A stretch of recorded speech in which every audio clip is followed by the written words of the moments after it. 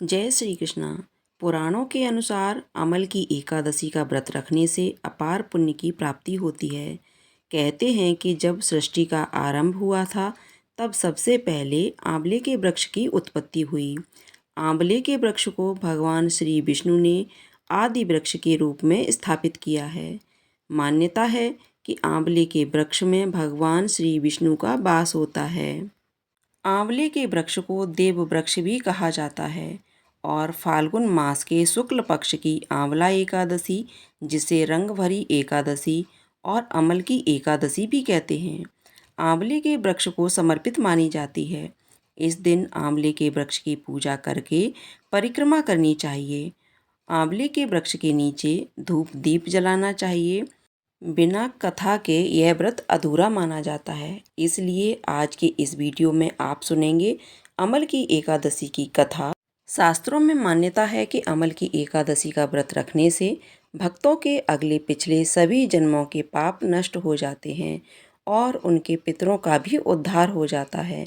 मान्यता है कि इस दिन शादी के बाद पहली बार भगवान शिव माता पार्वती को काशी लेकर आए थे। इसलिए इस दिन रंगभरी एकादशी मनाई जाती है। एक पौराणिक कथा के अनुसार युधिष्ठिर ने कहा, श्री कृष्ण, अब फाल्गुन शुक्ल पक्ष की एकादशी का नाम और मातम्य बताने की कृपा कीजिए। भगवान श्री कृष्ण बोले, महाभाग धर्मनंदन, सुनो, तुम्हें इस समय वह प्रसंग सुनाता हूँ जिसे राजा मानधाता के पूछने पर महात्मा वशिष्ठ ने कहा था। फाल्गुन शुक्ल पक्ष को एकादशी का नाम आमल की एकादशी है। इसका पवित्र व्रत विष्णुलोक की प्राप्ति कराने वाला है। मानदाता ने पूछा, द्विज श्रेष्ठ, यह आमल की कब उत्पन्न हुई, मुझे बताइए। वशिष्ठ जी ने कहा, महाभाग सुनो, पृथ्वी पर आंवल की उत्पत्ति किस प्रकार हुई यह बताता हूँ। आंवल की महान वृक्ष है जो सब पापों का नाश करने वाला है। भगवान विष्णु के थूकने पर उनके मुख से चंद्रमा के समान कांतिमान एक बिंदु प्रकट हुआ। वह बिंदु पृथ्वी पर गिरा। उसी से अमल की वृक्ष की उत्पत्ति हुई। यह सभी वृक्षों का आदिभूत कहलाता है। इसी समय समस्त प्रजा को सृष्टि करने के लिए भगवान ने ब्रह्मा जी को उत्पन्न किया। इन्हीं से इन प्रजाओं की सृष्टि हुई। देवता, दानव, गंधर्व, यक्ष, राक्षस, नाग तथा निर्मल अंतःकरण वाले महर्षियों को ब्रह्मा जी ने जन्म दिया। उनमें से देवता और ऋषि उस स्थान पर आए जहाँ विष्णुप्रिया अमलकी का वृक्ष था। महाभाग उसे देखकर देवताओं को बड़ा विस्मय हुआ। वे एक दूसरे पर दृष्टिपात करते हुए उत्कंठापूर्वक उस वृक्ष की ओर देखने लगे और खड़े खड़े सोचने लगे कि वृक्ष पाकर आदि वृक्ष तो पूर्व कल्प की भांति हैं, जो सब के सब हमारे परिचित हैं, किंतु इस वृक्ष को हम नहीं जानते। उन्हें इस प्रकार चिंता करते देख आकाशवाणी हुई, महर्षियों, यह सर्वश्रेष्ठ आमलकी का वृक्ष है जो विष्णु को प्रिय है। इसके स्मरण मात्र से गोदान का फल मिलता है।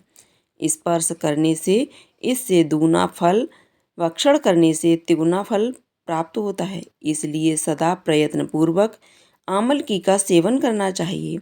यह सब पापों को हरने वाला वैष्णव वृक्ष बताया गया है।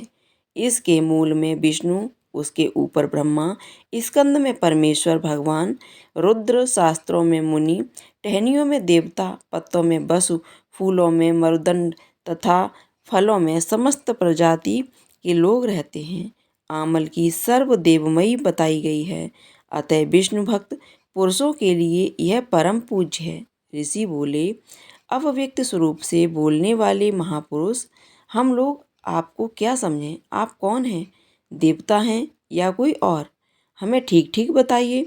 आकाशवाणी हुई, जो संपूर्ण भूतों के कर्ता और समस्त भुवनों के सृष्टा हैं, उन्हें विद्वान पुरुष भी कठिनता से देख पाते हैं।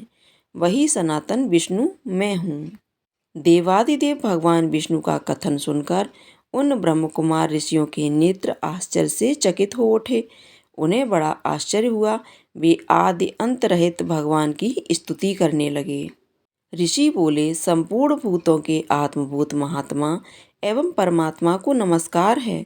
अपनी महिमा से कभी युक्त होने वाले अयुक्त को नित्य प्रणाम है। अंतर्रहित परमेश्वर को बारंबार प्रणाम है। दामोदर कवि और यज्ञेश्वर को नमस्कार है। मायापते आपको प्रणाम है। आप विश्व के स्वामी हैं, आपको नमस्कार है। ऋषियों के इस प्रकार स्तुति करने पर भगवान श्री हरि संतुष्ट हुए और बोले, महर्षियों, तुम्हें कौन सा अभीष्ट वरदान दूं?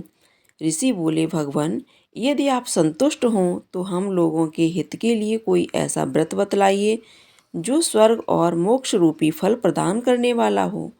श्री विष्णु बोले, महर्षियों, फाल्गुन शुक्ल पक्ष में यदि पुष्य नक्षत्र से युक्त द्वादशी हो, वह महान पुण्य देने वाले और बड़े बड़े पातकों का नाश करने वाली होती है। द्विजवरों, उसमें जो विशेष कर्तव्य है उसको सुनो। आमल की एकादशी में आंवले के वृक्ष के पास जाकर वहां रात्रि में जागरण करना चाहिए। इससे मनुष्य पापों से छूट जाता है और सहस्त्र गोदान का फल प्राप्त करता है। विप्रगण, वह व्रतों में उत्तम व्रत है जिसे मैंने तुम लोगों को बताया है। ऋषि बोले, भगवान, इस व्रत की विधि बतलाइए, यह कैसे पूर्ण होता है? इसके देवता, नमस्कार और मंत्र कौन कौन से बताए गए हैं? उस समय स्नान और दान कैसे किया जाता है? पूजन की कौन सी विधि है तथा उसके लिए मंत्र क्या है?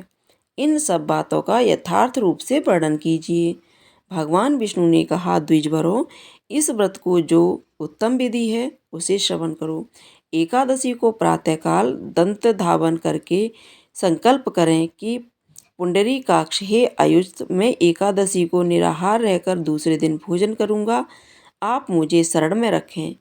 ऐसा नियम लेने के बाद पतित, चोर, पाखंडी, दुराचारी, मर्यादा भंग करने वाले मनुष्यों से वार्तालाप न करें। अपने मन को बस में रखते हुए नदी में, पोखरे में, कुएं पर अथवा घर में ही स्नान करें। स्नान के पहले शरीर में मिट्टी लगाएं और बोलें, वसुंधरे, तुम्हारे ऊपर अश्व और रथ चला करते हैं तथा वामन अवतार के समय भगवान विष्णु भी तुम्हें अपने पैरों से नापा था।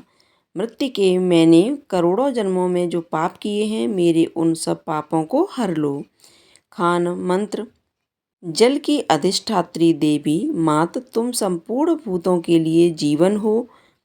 वही जीवन जो स्वदज और उद्विज जाति के जीवों का भी रक्षक है। तुम रसों की स्वामिनी हो, तुम्हें नमस्कार है। आज मैं संपूर्ण तीर्थों, कुंडों, झरनों, नदियों और देव संबंधी सरोवरों में स्नान कर चुका हूँ। मेरा यह स्नान उक्त सभी स्नानों का फल देने वाला हो। विद्वान पुरुष को चाहिए कि वह परशुराम जी के सोने की प्रतिमा बनवाए। प्रतिमा अपनी शक्ति और धन के अनुसार एक आधे माह से स्वर्ण की होनी चाहिए। खान के पश्चात घर जाकर पूजा और हवन करें। इसके बाद सब प्रकार की सामग्री लेकर आंवले के वृक्ष के पास जाएं। वहां वृक्ष के चारों ओर की जमीन झाड़ बुहार लीप पोत कर शुद्ध करें। शुद्ध की हुई भूमि में मंत्र पाठ पूर्वक जल से भरे हुए नवीन कलश की स्थापना करें। कलश में पंचरत्न और दिव्य गंध आदि छोड़ दें। श्वेत चंदन से उसको चर्चित करें। कंठ में फूल की माला पहनाएं। सब प्रकार के धूप की सुगंध फैलाएं। जलते हुए दीपकों की श्रेणी सजाकर रखें। तात्पर्य यह है कि सब ओर से सुंदर एवं मनोहर दृश्य उपस्थित करें। पूजा के लिए नवीन छाता, जूता और वस्त्र भी मंगाकर रखें। कलश के ऊपर एक पात्र रखकर उसमें दिव्य चीज़ों से भर दें। फिर उसके ऊपर सुवर्ण परशुराम जी की स्थापना करें तथा मस्तक की पूजा करें। ये ही पूजा के मंत्र हैं। तदंतर भक्तियुक्त चित्त से शुद्ध फल के द्वारा देवाधिदेव परशुराम जी को अर्घ प्रदान करें। हे विष्णु स्वरूप परशुराम जी, आपको नमस्कार है। आंवले के फल के साथ दिया हुआ मेरा यह अर्घ ग्रहण कीजिए। तदंतर भक्ति युक्ति चित्त से जागरण करें। नृत्य, संगीत, वाद्य, धार्मिक उपाख्यान तथा श्री विष्णु संबंधी कथा वार्ता आदि के द्वारा वह रात्रि व्यतीत करें। उसके बाद भगवान विष्णु के नाम लेकर अमल के वृक्ष की परिक्रमा 108 या 28 बार करें। फिर सवेरा होने पर श्री हरि की आरती करें। ब्राह्मण की पूजा करके वहाँ की सब सामग्री उसे निवेदित कर दें। परशुराम जी का कलश, 2 वस्त्र, जूता आदि सभी वस्तुएं दान कर दें और यह भावना करें कि हे परशुराम जी के स्वरूप में भगवान विष्णु मुझ पर प्रसन्न हो। तत्पश्चात अमलकी का स्पर्श करके उसकी प्रदक्षिणा करें और स्नान करने के बाद विधिपूर्वक ब्राह्मणों को भोजन कराएं। तदंतर कुटुंबियों के साथ बैठकर स्वयं भी भोजन करें। ऐसा करने से जो पुण्य होता है वह सब बतलाता हूँ, सुनो। संपूर्ण तीर्थों के सेवन से जो पुण्य प्राप्त होता है तथा सब प्रकार के दान देने से जो फल मिलता है वह सब उपर्युक्त विधि के पालन से सुलभ होता है। समस्त यज्ञों की अपेक्षा भी अधिक फल मिलता है, इसमें तनिक भी संदेह नहीं है। यह व्रत सब व्रतों में उत्तम है, जिसका मैंने तुमसे पूरा वर्णन किया है। वशिष्ठ जी कहते हैं, महाराज, इतना कहकर देवेश्वर भगवान विष्णु वहीं अंतर्ध्यान हो गए।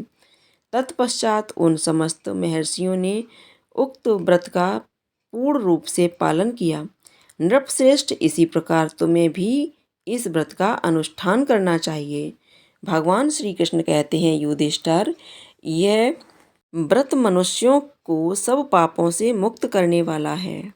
अगर आपको यह कथा पसंद आई हो तो हर बार की तरह वीडियो को लाइक करके कमेंट बॉक्स में विष्णु भगवान की जय अवश्य लिखिएगा। अगर आपने अभी तक चैनल को सब्सक्राइब नहीं किया है तो चैनल को सब्सक्राइब जरूर कर लीजिएगा। धन्यवाद।